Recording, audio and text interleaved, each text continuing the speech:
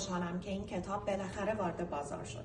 این کتاب درباره هوش مصنوعی و نقشیه که داره خیلی سریع دنیای بازاریابی و دیجیتال مارکتینگ رو تغییر میده. چیزی که برای من در زمان ترجمه این کتاب مهم بود این بود که هوش مصنوعی رو نه به عنوان یک موج زودگذر بلکه به عنوان بخشی از آینده کار و زندگیمون ببینیم. امروز هوش مصنوعی فقط دیگه یه ابزار نیستش.